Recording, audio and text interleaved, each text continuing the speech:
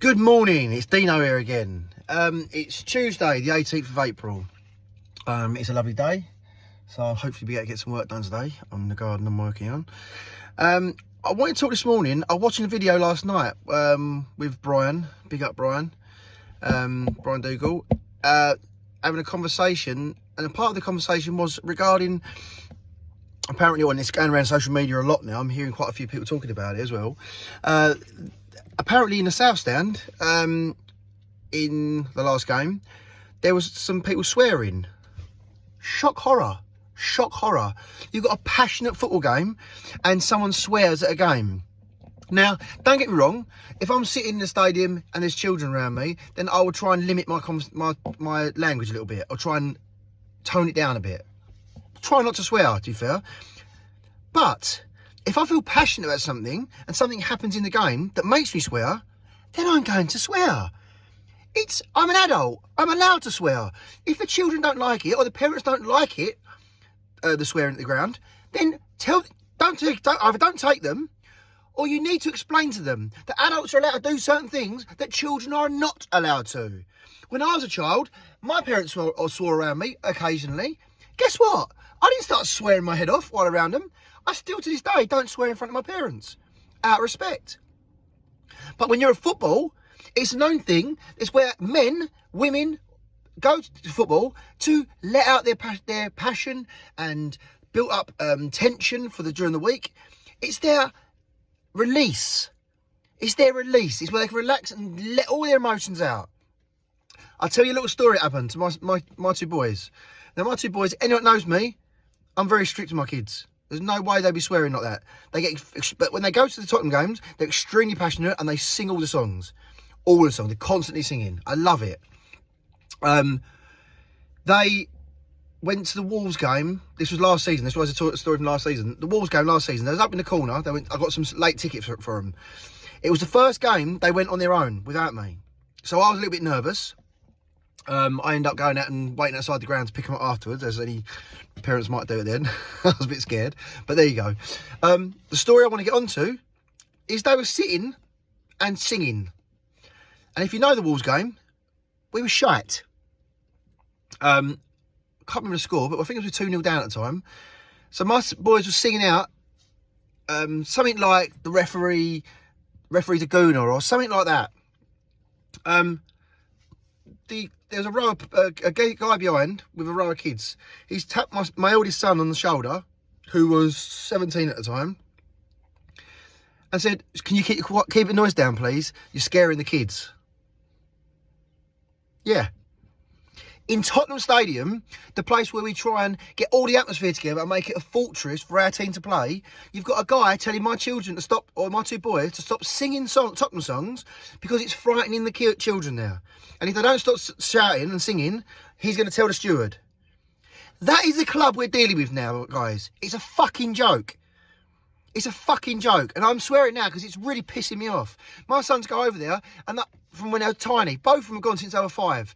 I've been going since I was 5. And I'll take them over. They hear the swearing around the stadium, and they know. They look at me, a little cheeky face, like it's cheeky to swear.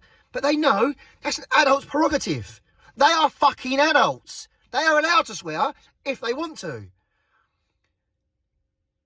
And I'm hearing this now, that the steward, or sorry, the person that complained about this person, apparently last week, in the South Stand. I think it's the South Stand.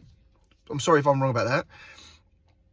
But the person's got up and gone to the steward, told him their seat number, the row number, and that steward's taken the note of the numbers down. And apparently, we don't know for sure yet, but has reported it to the club.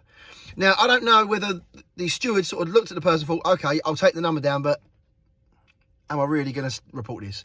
I'm hoping that's the case. But potentially that got reported to the club for a guy swearing. Is that where we are now at our stadium? PC Woke Stadium. That should be the new stadium name, should I say. Woke Tottenham Hotspur. It is an absolute joke. And it's just one layer after another layer of disappointment and annoyance with this club at the moment. How many times can they kick us in the balls? They're taking all the enjoyment out of that fucking club. They keep moaning that there's not a lot of atmosphere in the club, in the stadium. I've got friends that don't go to games saying to me, oh, it's dead. There's no singing there. Well, for starters, you don't fucking go to the games. You can't have a conversation about it or have a point on it. Secondly, when you're watching the dross that's opening over there, it's very difficult to build an atmosphere when the football is so dire. We get like 5 or 10 minute spell when the players are actually playing, start playing attacking football, and you can feel the buzz of the crowd start. And everyone starts to get a bit more excited. But then the inevitable happens. They start laying back. They start passing it around the back. Lloris starts making these stupid, fucking suicidal passes out to the right, to wingers. The right backs or left backs when they got attackers or wingers right on them, within 4 or 5 yards of them, just straight away. We're under pressure. The fans are on edge, like, oh my God, what are you doing? There's no atmosphere. You also got the situation, which I also saw in Brian's video, which I thought was very true, the guy he was talking to, was saying, when you are there and you are a singer, you are passionate about your team, and you start singing songs, you get about 30 or 40 people around just looking at you like that. Like you're a nutter. Like, what's he doing? Like, what? And like smiling and laughing. And you might have another 2 or 3 over there that are like-minded to us, or like-minded to me, that have a singer song or trying to get something going. You can't. Because he split all the people that sing, he split them all up. Because he doesn't want us people there. He wants a load of people sitting there going, buying his sandwiches, buying his beer, buying his burger, go outside, buy another burger, and then go home quietly on the train. That's not fucking football. And I keep saying it. Daniel Levy out now. Daniel Levy out now. It is just absolutely blowing my mind at the moment now, and I'm so pissed off with this club. I've never been so disconnected with this club in all my life. It's so frustrating and heartbreaking. Do you know the last home game? Both my boys were supposed to go along with it. They didn't come. They went, Dad, I can't be bothered. The atmosphere's terrible. The football's rubbish. And we're just bored. We'd rather go and play with our mates for Saturday. Welcome to New Tottenham. That's the next generation of football fans. Daniel Levy, Mr. Know-It-All, Mr. Businessman. You're fucking destroying our club.